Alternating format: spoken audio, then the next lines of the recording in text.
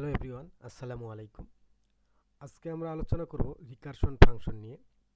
আমরা হয়তো অনেকেই রিকারশনের বাংলা জানি, আবার অনেকেই জানি না।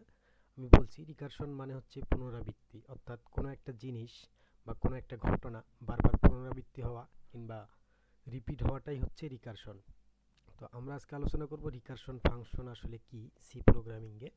তো চলুন শুরু করা যাক। তো প্রথমেই আমাদেরকে জানা উচিত যে আসলে ফাংশন কি।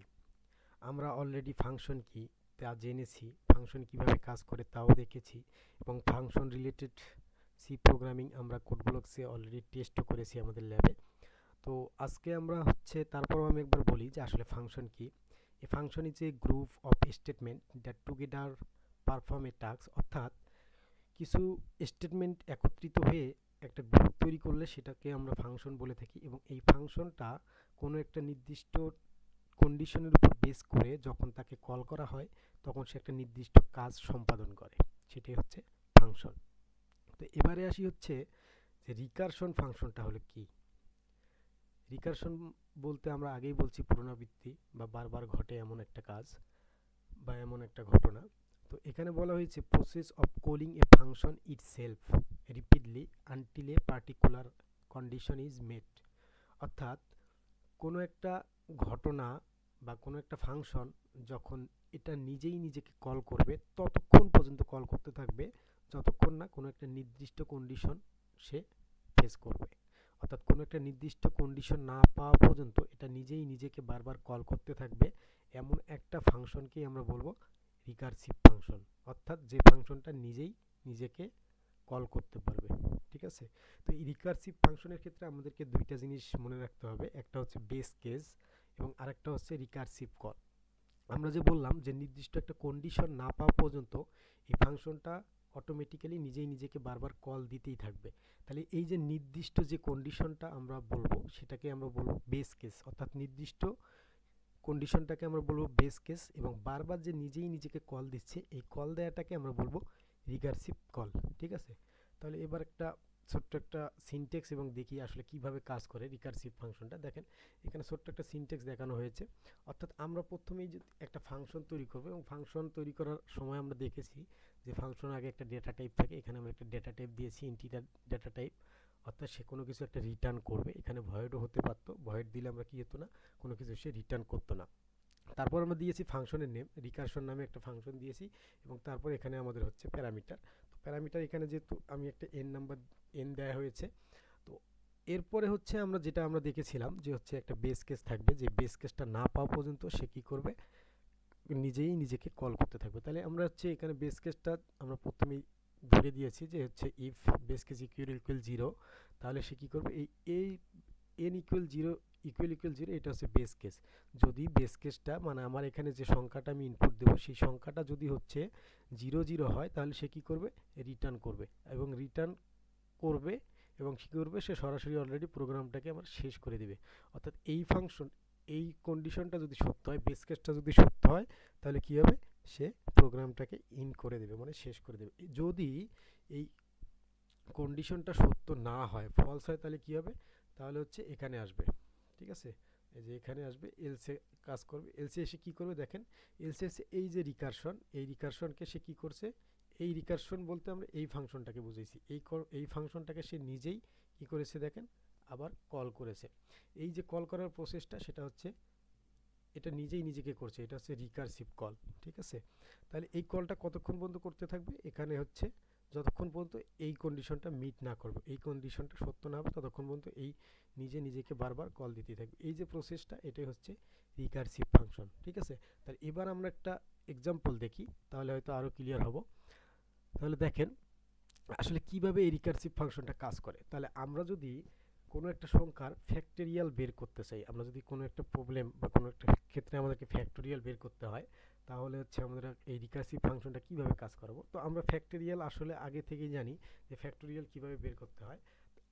তারপর আমি বলতেছি, দেখেন যে সংখ্যাটা আমরা ফ্যাক্টোরিয়াল করব সেই সংখ্যাটার থেকে শুরু করে একদম 0 বা 1 পর্যন্ত প্রতিবার কি করতে হবে, গুণ করতে হবে। তাহলে যে গুণফলটা হবে সেটা হবে ওই সংখ্যার ফ্যাক্টোরিয়াল। যেমন আমরা যদি এখানে 5 এর ফ্যাক্টোরিয়াল বের করতে চাই, দেখুন তাহলে 5 থেকে শুরু করে 5 4 3 2 1 সব কিছুর কী হবে, গুণফল হবে।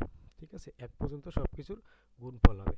ঠিক এমনইভাবে যদি 4-এর করতে যাই তাহলে 4 থেকে শুরু করে 1 পর্যন্ত গুণ হবে। 3-এর যদি বের করতে চাই 3 থেকে শুরু করে 1 পর্যন্ত, 2 থেকে করলে 2 থেকে শুরু করে 1 পর্যন্ত, 1-এর জন্য হচ্ছে 1, এবং আমরা জানি যে হচ্ছে 0 যেহেতু নন ইন্টিজার, নন নেগেটিভ নাম্বার, সেহেতু 0 ফ্যাক্টোরিয়ালে কী হবে, 1 হবে। ঠিক আছে, তার এবার দেখেন যে আমরা একটা জিনিস দেখেন বারবার এখানে কি হচ্ছে, আমরা যে সংখ্যাটার ফ্যাক্টোরিয়াল বের করতেছি, দেখেন 5-এর যদি ফ্যাক্টোরিয়াল বের করি, দেখেন 5 ইন্টু যে সংখ্যাটা ফ্যাক্টোরিয়াল সেটার সঙ্গে কি হচ্ছে 4 3 2 1। একটা জিনিস দেখেন তো, এই 4 3 2 1টা, সরি, এই 4 3 2 1টা কিসের ফ্যাক্টোরিয়াল, মেইনলি এই 4 3 2 1টা হচ্ছে 4-এর ফ্যাক্টোরিয়াল। ঠিক আছে, সেহেতু এটা আমরা কি করতে পারি, যে হচ্ছে আমরা একটা রিকারসিভ যে ফাংশনটা করব সেখানে আমরা কি করতে পারি, এই ফাংশনটা সরাসরি না দিয়ে, এভাবে না দিয়ে আমরা কি করতে পারি, যে সংখ্যাটা করব সেটাকে রিটার্ন করবে কি, যে 5 ইন্টু, যদি 5-এর ফ্যাক্টোরিয়াল করতে চাই তাহলে 5, ওটার সঙ্গে আমরা কি করব, আবার 4-এর ফ্যাক্টোরিয়ালটাকে বলে দেব। ঠিক আছে, তাহলে কি হবে, দেখেন 5-এর ফ্যাক্টোরিয়াল বের করলে আমাদের হচ্ছে 4 হবে। এবং এক্ষেত্রে আমাদের যে বেস কেসটা আছে সেটা আমরা ধরে নিতে পারি কিভাবে, যে যেহেতু এই সংখ্যাটা কতবার পর্যন্ত শেষ, কতবার পর্যন্ত কাজ করতেছে, 1 পাওয়া পর্যন্ত সে কি করতেছে, এই ফ্যাক্টোরিয়ালটাকে, মানে যখন ফ্যাক্টোরিয়াল করব তখন এই ফাংশনটা কি করতেছে, 1 না পাওয়া পর্যন্ত বারবার কাজ করতেছে। ঠিক আছে, তাহলে আমাদের বেস নাম্বারটা কি হতে পারে, যে আমরা যে ইন্টিজার সংখ্যাটা দেব সেই ইন্টিজার সংখ্যা ইকুয়াল যদি 1 হয় তাহলে আমাদের এটা কি হবে, বেস কেস হবে, অর্থাৎ এটা রিটার্ন করবে, রিটার্ন করার পর প্রোগ্রামটা এক্সিট করবে বা ইন করবে। আর যদি 1 না পায় তাহলে সে কি করবে, বারবার নিজেকে কল করতেই থাকবে। ঠিক আছে, তাহলে হচ্ছে আমরা দেখি একটা এক্সাম্পল। দেখেন ফ্যাক্টোরিয়াল নামে আমরা এর আগে আমরা যে উদাহরণটা দেখলাম ফ্যাক্টোরিয়াল কিভাবে করে, এটার জন্য হচ্ছে আমরা যদি একটা কাজ করি, একটা প্রোগ্রাম তৈরি করি, ফাংশন তৈরি করি, তাহলে দেখেন রিকারসিভ ফাংশন কি হবে। তাহলে আমরা এখানে ডেটা টাইপ দিয়ে নিয়েছি এবং ফাংশনটার নাম দিয়ে দিলাম আমরা ফ্যাক্টোরিয়াল, এবং এখানে হচ্ছে ইন্টিজার টাইপের আমরা হচ্ছে ইনপুট দেব, যেহেতু 1 2 3 4 ইন্টিজার টাইপের ইনপুট দেব, তাই আমরা হচ্ছে এখানে নিয়েছি।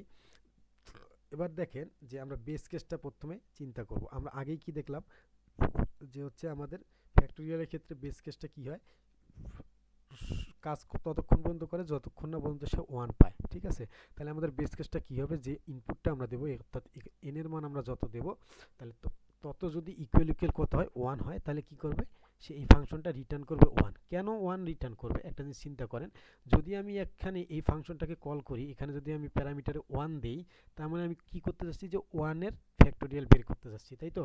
তাহলে 1 এখানে যখন 1 হবে তাহলে n ইকুয়াল কি হবে, 1 হবে।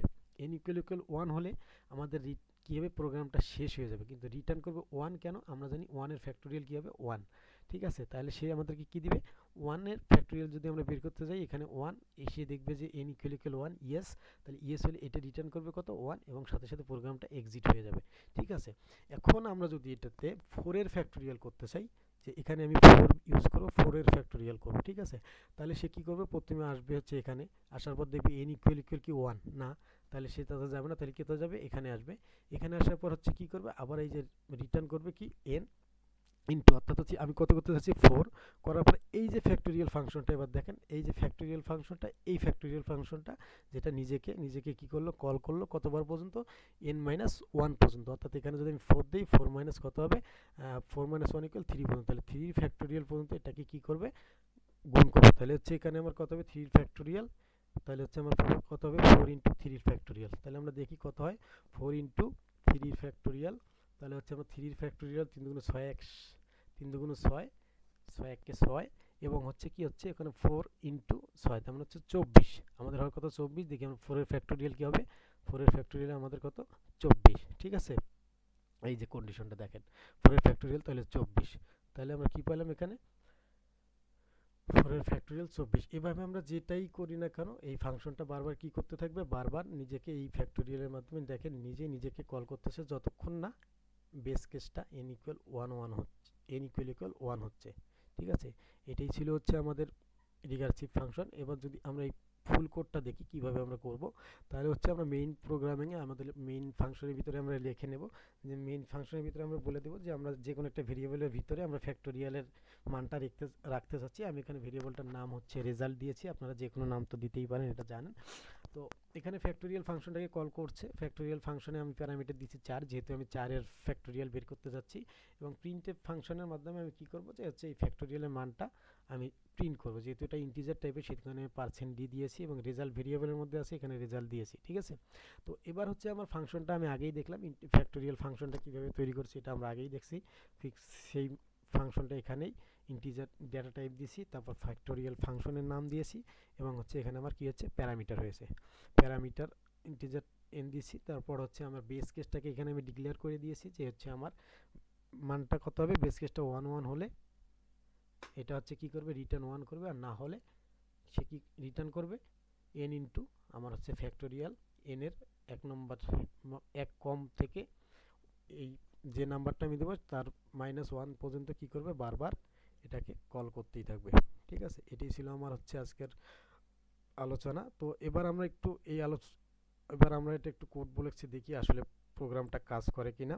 ঠিক আছে, তাহলে দেখেন আমি এখানে প্রোগ্রামটা, এই যে প্রোগ্রামটা দেখাইলাম স্লাইডে সেটা এখানে রান করছি, লিখছি 4 এর ফ্যাক্টোরিয়াল যদি আমি রান করি তাহলে কত আসে, কত 24।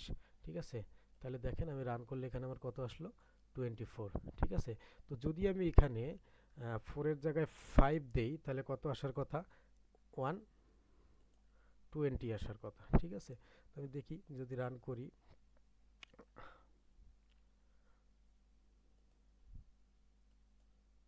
এটাকে কেটে দিতে হবে। এবার যদি আমি রান করি তাহলে দেখেন কত আসলো, ফ্যাক্টোরিয়াল অফ 5 ইকুয়াল 120। ঠিক আছে, তাহলে ধন্যবাদ সকলকে।